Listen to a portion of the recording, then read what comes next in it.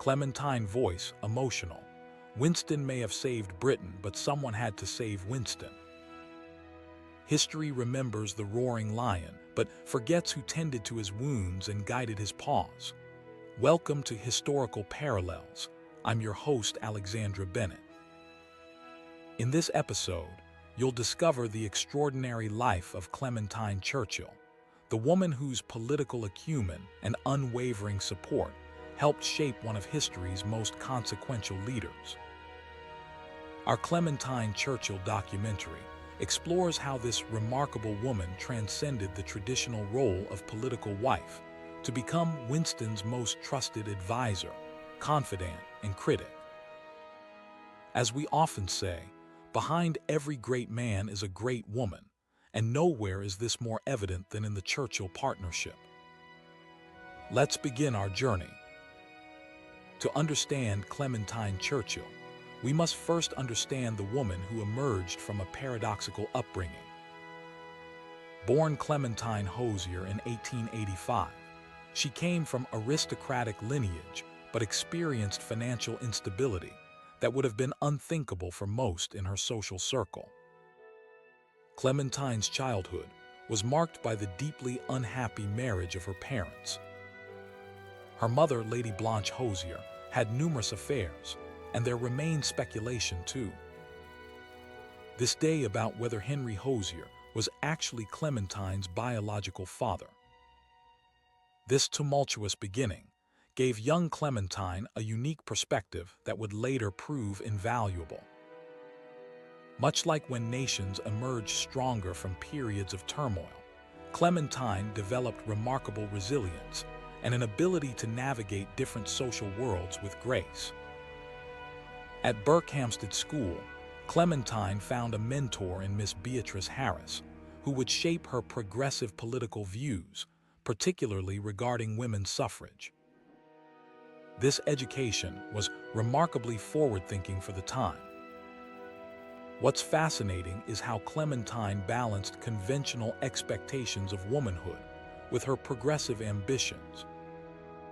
History teaches us that women of her era faced impossible choices, but Clementine found a third path, one where she could maintain her independence of thought while working within the constraints of her time.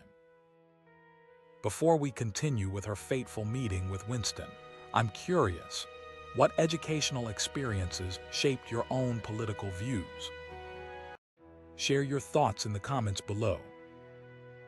Now let's shift to 1908, when Clementine Hosier's life changed forever during a dinner party at Lady St. Helier's house.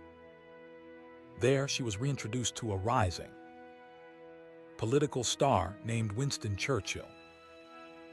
Their marriage in 1908 marked the beginning of what would become one of history's most consequential political partnerships.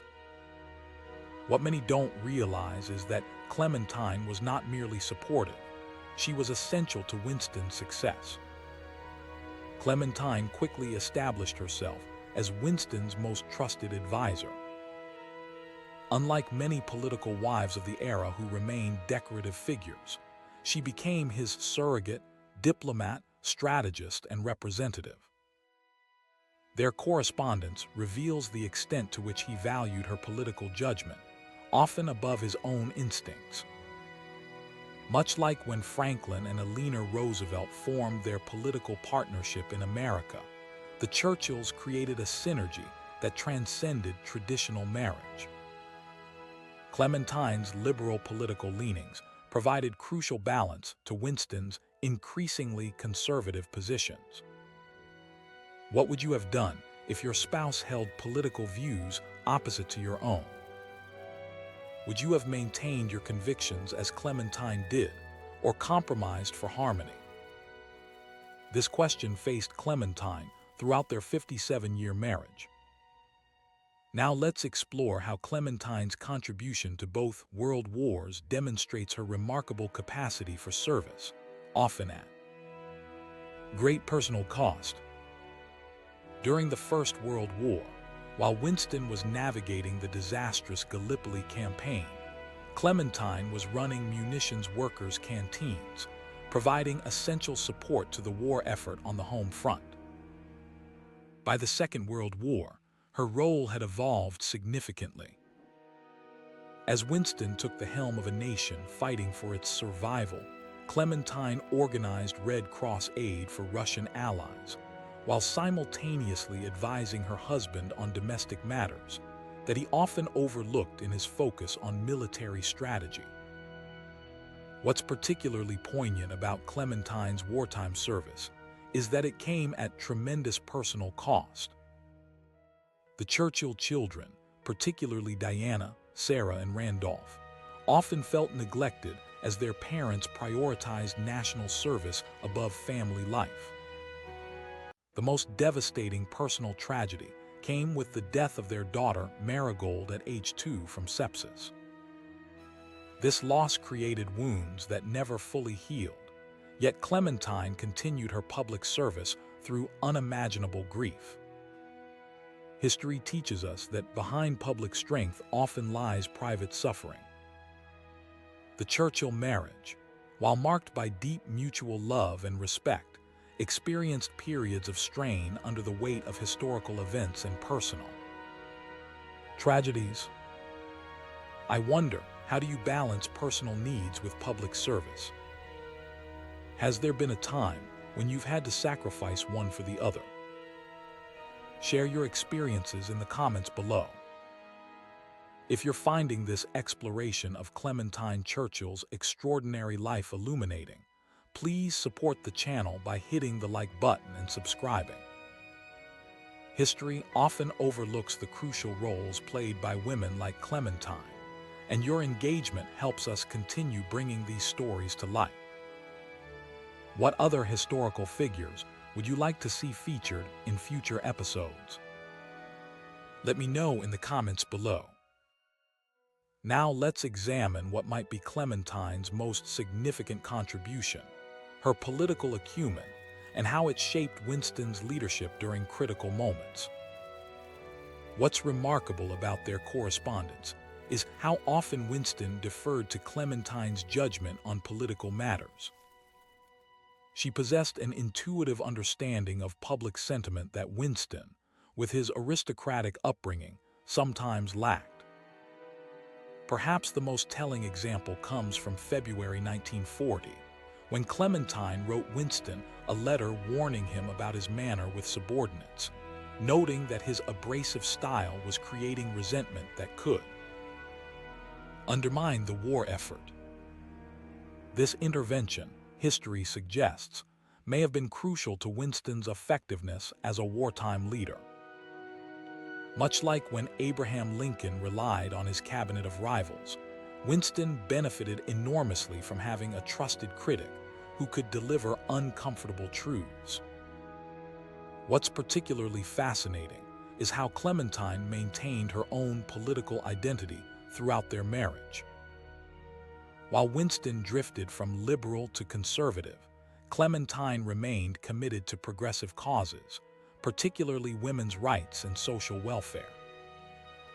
The template Clementine created for the role of First Lady in Britain was revolutionary, though her contributions were largely overshadowed by Winston's outsized legacy. Despite being made a baroness in her own right, history has often relegated her to a footnote. I'm curious, who are the unsung advisors and supporters in your life? Those whose wisdom guides you, but who rarely receive credit. Take a moment to acknowledge them in the comments below. As we conclude our exploration of Clementine Churchill's remarkable life, let's consider her legacy and what it teaches us about partnership, power, and posterity.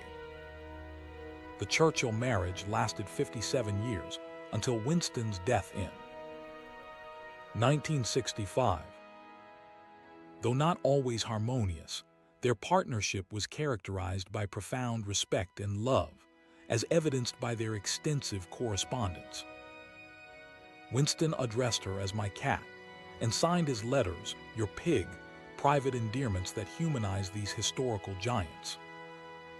Clementine outlived Winston by 12 years, continuing her public service and charitable work.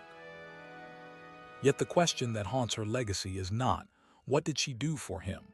But rather, what could he have done without her? History teaches us that great achievements are rarely the product of solitary genius. Behind Winston Churchill's legendary oratory and leadership was Clementine's steady hand, political wisdom, and unflinching honesty. Much like when we examine other great partnerships throughout history, from John and Abigail Adams to Marie and Pierre Curie, we find that collaboration often produces greater outcomes than individual brilliance alone.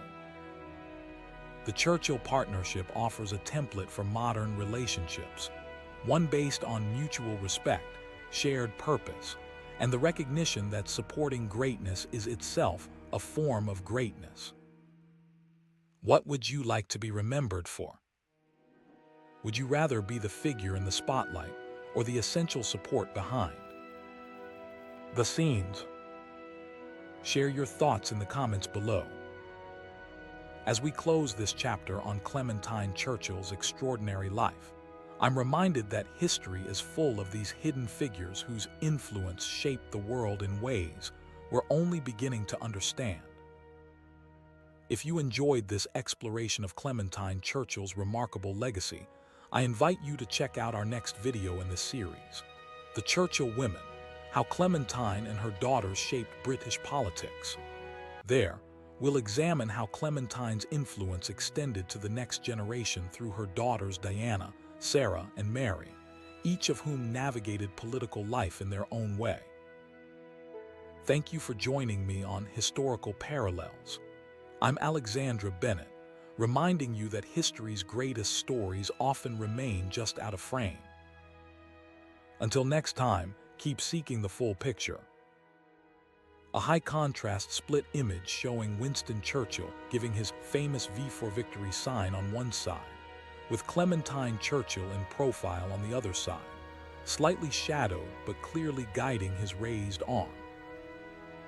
Bold text overlay reads, "SHE saved Britain," with a smaller tagline, "The power behind Churchill's throne."